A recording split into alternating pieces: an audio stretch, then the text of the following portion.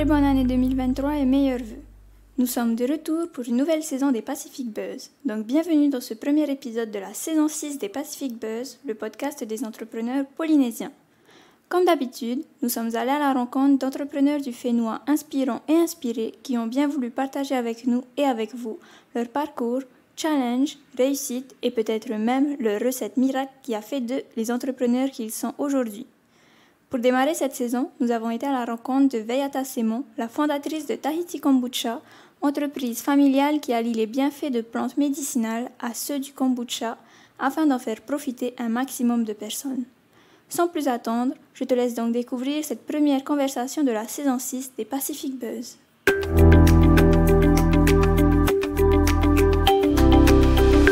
Yorana et bienvenue dans ce nouvel épisode des Pacific Buzz. Aujourd'hui, nous sommes avec Veyata, fondatrice de l'entreprise Tahiti Kombucha. Veyata, Yorana. Yorana. Est-ce que tu pourrais nous présenter rapidement ton parcours, s'il te plaît? Alors, mon parcours, je vais essayer de faire court. J'ai essentiellement travaillé en tant que salarié dans le monde automobile en tant que commercial. Ça a duré un peu plus d'une dizaine d'années.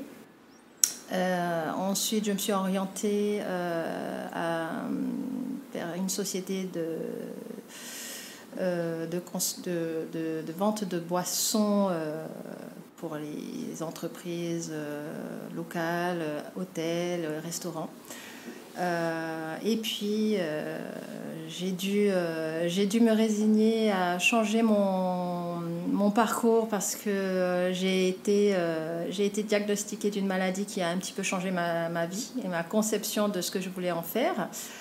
Il y a eu plusieurs choses qui sont intervenues durant cette phase, notamment on était au tout début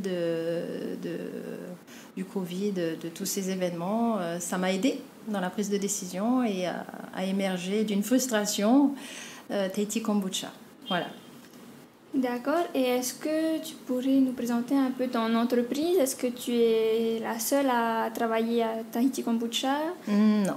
Alors, c'est une petite entreprise familiale. Toute ma petite famille m'a suivie. Ma fille qui s'occupe de la partie communication marketing. Mon homme, bien sûr, qui m'a épaulée durant toute cette expérience et qui m'aide encore beaucoup. Donc c'est en famille. Aujourd'hui, on est sur un statut d'entreprise individuelle. Donc aujourd'hui,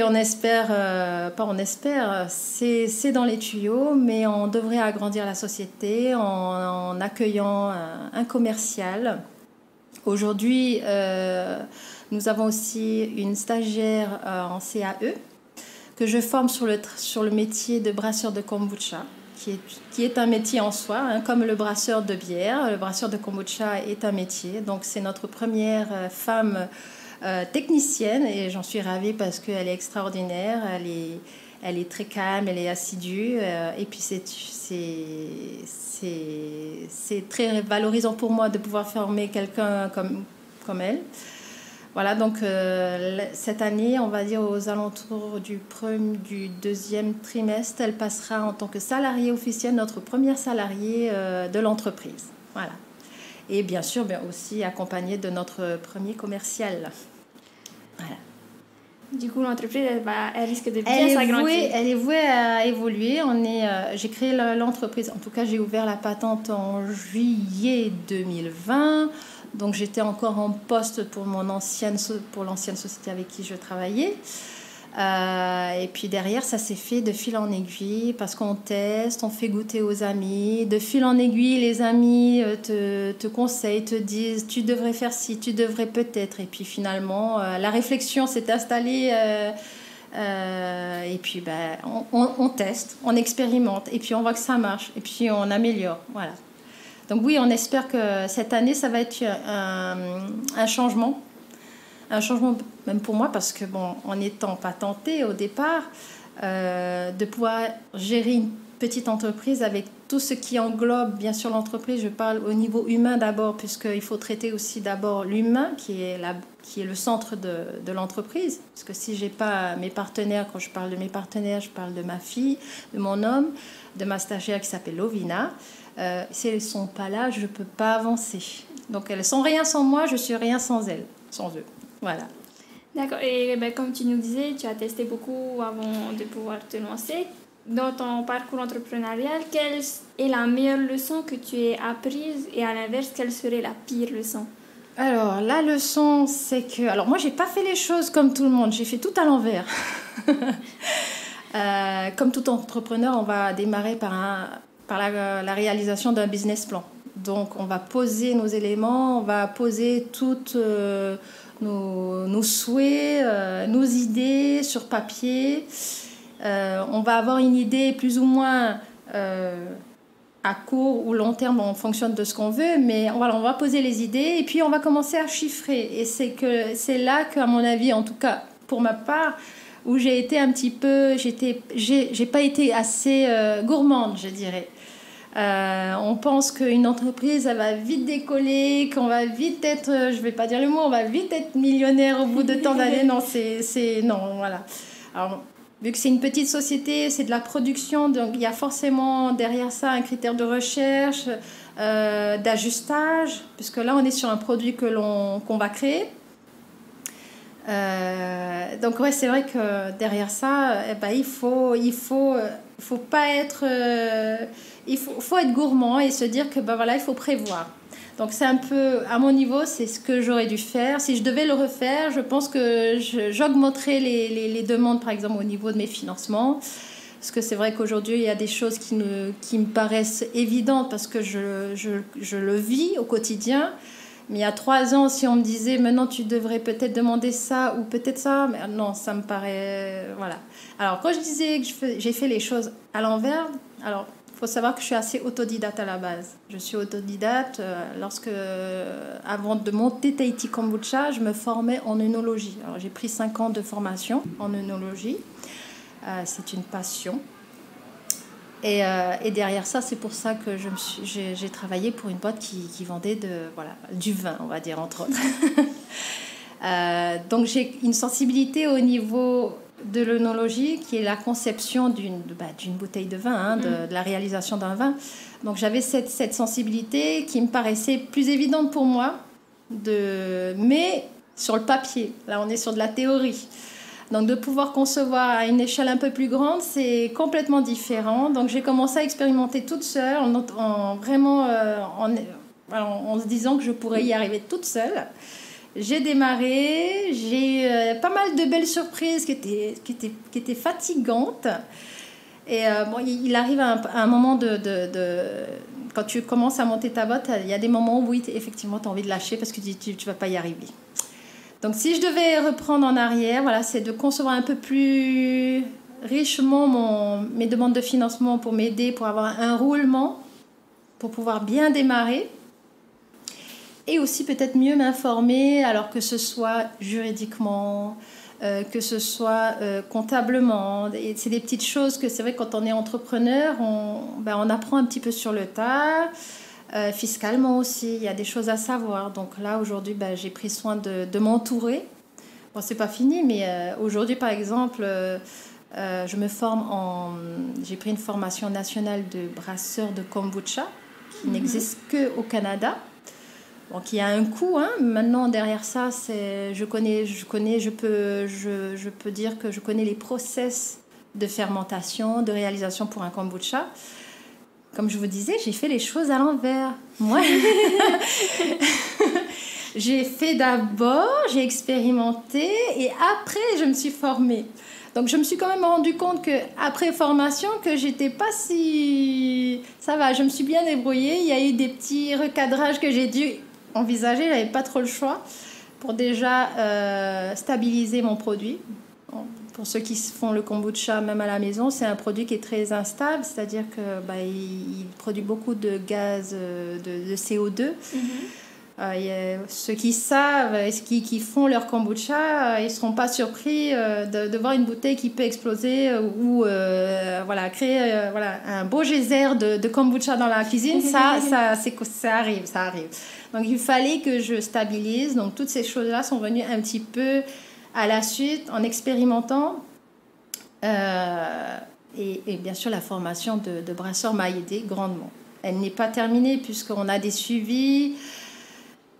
Parce que quand on est entrepreneur, c'est vrai qu'on oublie que on n'a pas que le côté production. En tout cas, moi, c'est production-vente, mais derrière, il y a le côté, comme je le disais, humain qu'il faut gérer, le côté logistique. Donc, ça a été un parcours assez sympa, puisque tous ces éléments, je le faisais, je le pratiquais. Donc, j'ai commencé avec ma fille à livrer toutes mes bouteilles dans les magasins. Il fallait trouver des partenaires, il fallait faire connaître le produit. Et puis après à un moment donné je peux pas me diviser, donc il a fallu que je m'entoure, voilà. Donc j'ai commencé derrière ça à chercher quelqu'un qui peut me livrer mes précieuses cargaisons dans les magasins. J'ai trouvé un livreur patenté, j'ai commencé à souffler déjà je commençais à souffler et puis derrière ça j'ai pu me libérer du temps, soit pour de nouvelles recettes ou pour peaufiner certaines choses, et puis pour penser à d'autres choses, parce que le cerveau, c'est une merveilleuse machine, mais elle a besoin aussi de se reposer aussi. C'est comme je vous ai dit, la création de Tahiti Kombucha émerge aussi d'une frustration donc, qui était ma maladie. Oui. Voilà. Donc il fallait que je jauge entre ma maladie, que je jauge toujours aujourd'hui, que je jauge avec cette maladie, plus bien sûr les impératifs, puisque derrière ça, lorsqu'on crée une société, on a bien sûr tout ce qui est charge. C'est là que tu te rends compte, quand tu passes de cette barrière de salarié à entrepreneur, tu comprends beaucoup de choses. Voilà. D'accord. Et du coup, quels seraient les sacrifices que tu as dû faire pour arriver là où tu en es aujourd'hui? Alors, les sacrifices, déjà, il n'y a pas d'heure. Il ne faut pas se mettre dans un moule où on va compter les heures. Ça, c'est tout bonnement impossible. Les sacrifices, c'est que tout ce que j'avais tous mes biens perso sont bien sûr mis en jeu, puisque aujourd'hui je suis au statut d'entreprise individuelle. Donc bien sûr, c'est un grand sacrifice quand on dit que je vais faire un crédit, je mets en jeu mes biens, ou même s'ils ne sont pas tout à fait directement... Mais si un jour je devais ne pas honorer mes créances, je pense que la banque viendrait me chatouiller pour ça. Mais du coup, en parlant de ça, est-ce que tu pourrais nous parler des ingrédients de ton style d'entrepreneuriat? C'est quoi tes ingrédients à toi? La communication, la compréhension, la fermeté, c'est quelque chose que j'apprends.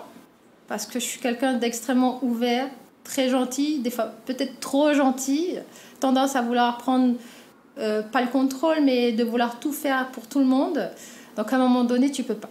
Donc pour moi, la recette, c'est d'avoir quand même une certaine fermeté, d'être à l'écoute, tant de ses employés que de ses clients aussi.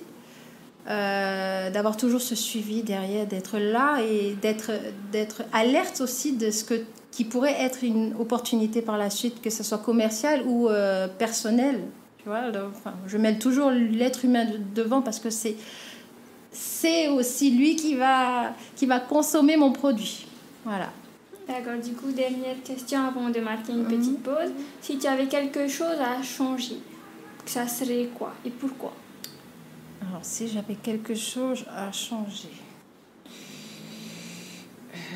alors, je pense que je m'orienterais certainement à prendre du plus grand, à me former en avant, bien avant, bien sûr, prendre conseil, des conseils avisés. Mais en même temps, je vous dirais, je ne changerais rien. Parce que c'est l'expérience, bon ou mauvais, qui fait qu'aujourd'hui, on peut derrière ça évoluer. Voilà. Aujourd'hui, je pense que je ne changerai rien. Je ferai qu'évoluer. Voilà. Ok. Voilà.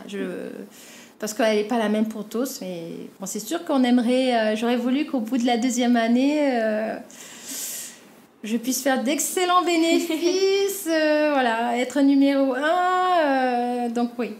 Voilà. Mais aujourd'hui, non. Là, à ce niveau-là, non, je pense que je ne changerai rien, parce que c'est ce qui a fait qu'aujourd'hui, j'en suis là et que j'ai ce certain raisonnement. D'accord, je te propose de faire une petite pause.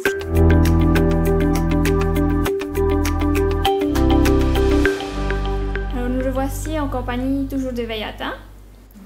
Veyata, tu es une entrepreneuse polynésienne et pour toi, être entrepreneur polynésien, qu'est-ce que ça veut dire? Ça veut dire pour moi qu'on apporte une plus-value à notre Whenua.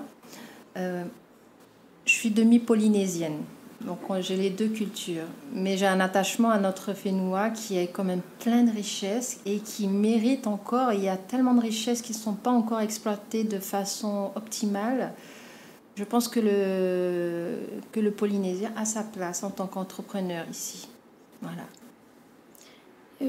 Comment est-ce que toi, tu vois l'avenir à court terme et à long terme par rapport à ton entreprise et au fait que tu sois une entrepreneuse polynésienne? Alors, à court, moyen ou long terme, en tout cas, c'est d'étendre mes produits sur l'ensemble de la Polynésie, de faire de la marque de Tahiti Kombucha une vraie marque, qu'elle puisse s'exporter. D'être numéro 1.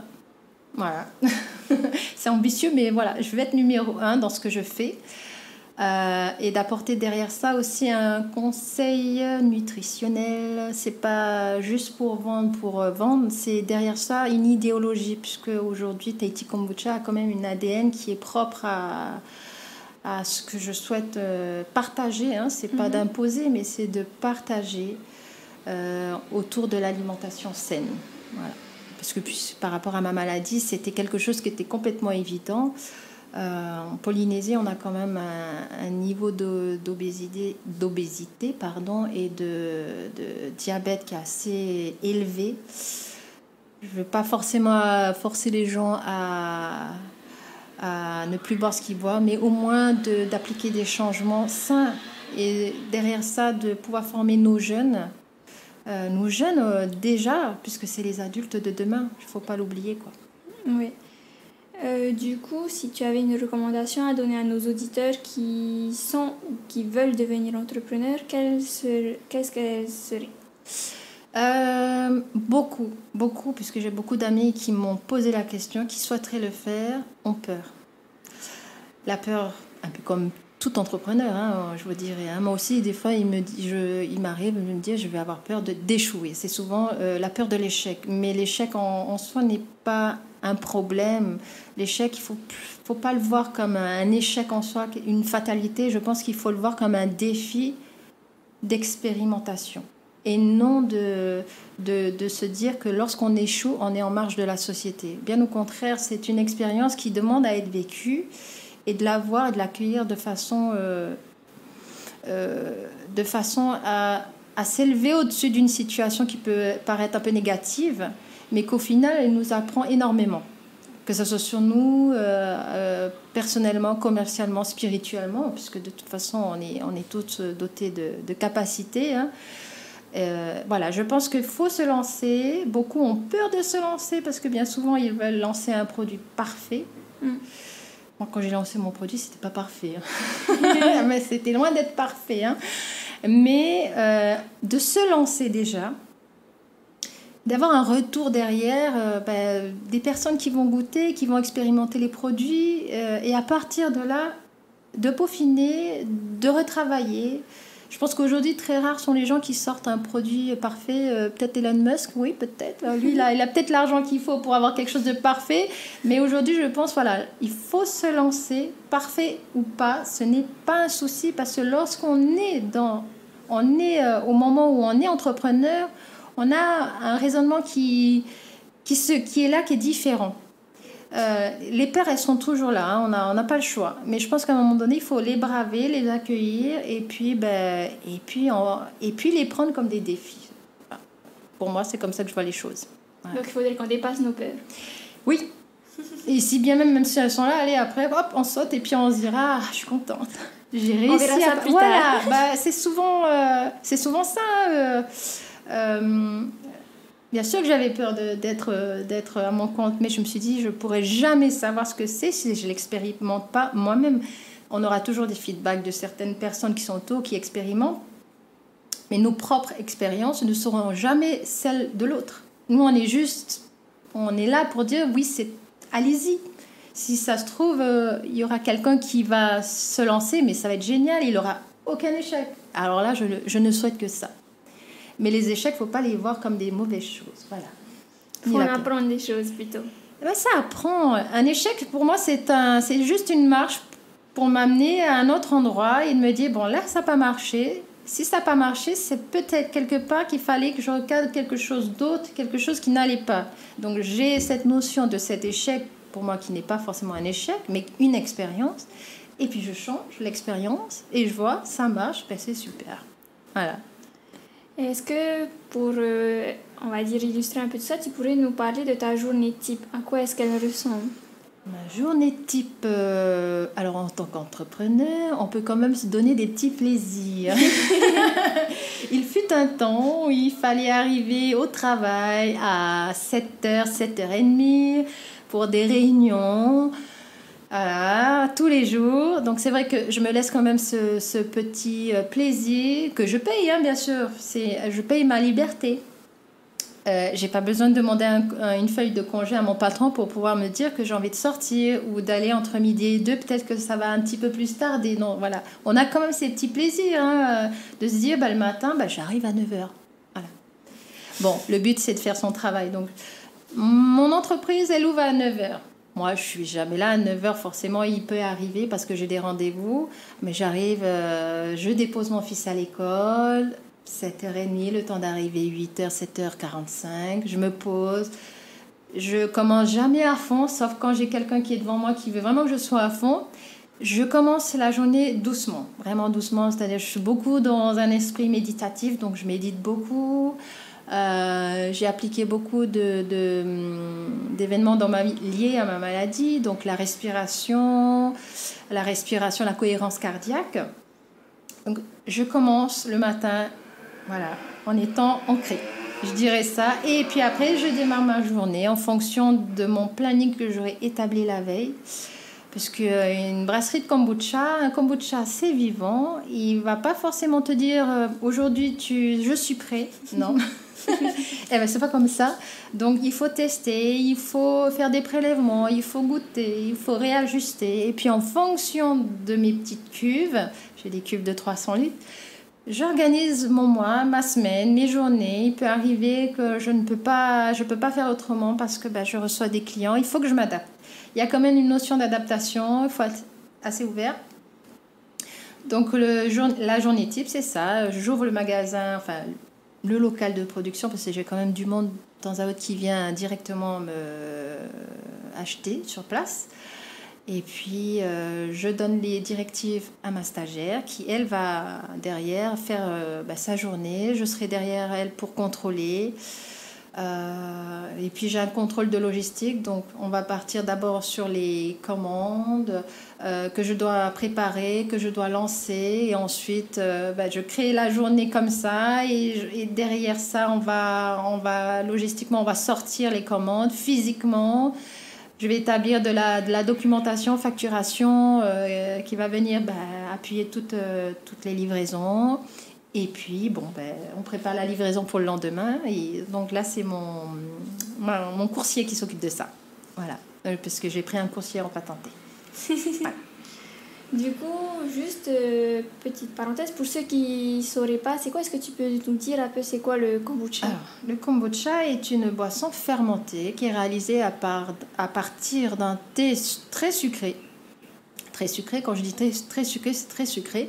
Dans lequel je vais déverser des levures et des bactéries. Sous l'action des levures, le sucre que j'y ai mis avec les tanins du thé va être transformé en alcool. Les bactéries, elles vont reprendre le relais à un moment donné. Alors, c'est une fermentation qui se fait en 2 phases. Une fermentation qui se fait d'abord avec de l'oxygène. Donc les levures vont se nourrir et elles vont se nourrir de sucre, d'organismes et tout. Donc elles vont produire de l'alcool, elles vont relâcher aussi bien sûr des organismes qui sont très très bons pour nous, pour la santé, pour notre système digestif. Derrière ça, elles produisent aussi de l'alcool. Donc le but, c'est pas que je vende un produit alcoolisé. Donc je vais passer à la deuxième phase de la fermentation qui permettra de bloquer le travail des levures et de laisser les bactéries qui, elles, se nourrissent de l'alcool et va produire du CO2 pour rendre mes boissons pétillantes. Donc derrière ça, je vais faire ma petite magie à la deuxième fermentation. Parce que tout le monde peut faire du kombucha, hein, voilà, tout le monde peut en faire. Ma particularité, c'est d'utiliser les plantes, des combinaisons de plantes médicinales que je vais bien sûr derrière calibrer en fonction des dosages, des goûts aussi. Hein. Donc cette deuxième fermentation qui se fera dans une cuve fermée, pas d'oxygène pendant quelques temps. Il faut compter à peu près 1 mois pour une fermentation complète. Et derrière ça, après, on embouteille. Donc, tu as 300 litres. Alors, on est sur une petite production. Hein. J'ai 6 cuves de 300 litres. Alors, on peut aisément faire une... Ça dépend de mes levures. Parce qu'il y en a qui elles sont en forme en ce moment. J'arrive à faire 2 brassins de bacs par mois. Il m'arrive de le faire. Mais je ralentis un petit peu parce que, justement, commercialement... Je commence un peu à stocker. Le but, c'est pas de stocker. Le but, c'est de faire découvrir, de partager, voilà, de pouvoir les mettre sur le marché. Voilà. C'est beaucoup de travail. Hein? C'est énormément de travail. C'est un travail qui demande à être tout le temps là. Donc, même si je prends des vacances, si je venais à prendre 1 mois de vacances, ça va être un petit peu compliqué parce qu'il faut toujours surveiller. C'est quelque chose de vivant. Donc, j'ai pas le choix d'être tout le temps là. Ou sinon, ce qui m'est arrivé la fin d'année, on a fait les inventaires, notre premier inventaire. Digne de ce nom, j'ai mis à l'arrêt les cuves. D'accord. Voilà, je les ai mis à l'arrêt volontairement puisque parce qu'on avait un stock suffisant et le but pour moi c'est pas de faire du surstockage. Oui. Il faut, en parlant de stockage, il faut quand même un minimum en termes de température pour les conserver. Donc il faut jauger. Voilà. D'accord. Bon, je te propose de faire une deuxième pause et qu'on se retrouve juste après. Ça marche.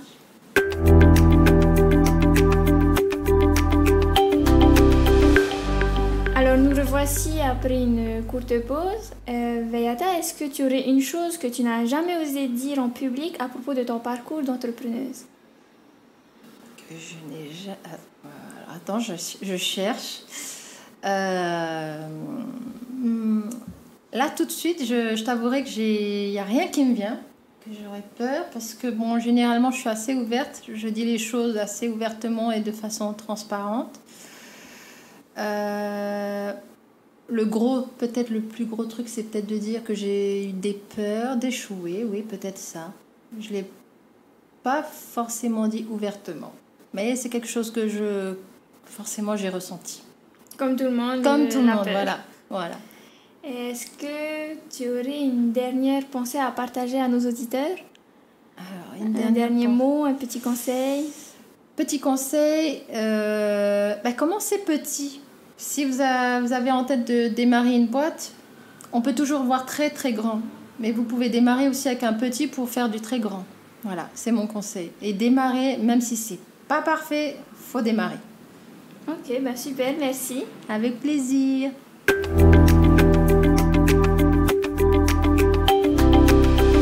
Et voilà, c'était donc le nouvel épisode des Pacific Buzz en compagnie de Veyata Semon, la fondatrice de Tahiti Kombucha. Si cet épisode t'a plu, n'hésite pas à le partager avec tes proches, tes collègues ou ta famille. N'hésite pas également à le partager sur les réseaux sociaux et à le noter sur ta plateforme de podcast préférée. Ce sont tes retours et tes partages qui nous aident à continuer. Je te retrouverai donc très bientôt pour un nouvel épisode, un nouvel entrepreneur. D'ici là, prends bien soin de toi et à bientôt. Nana!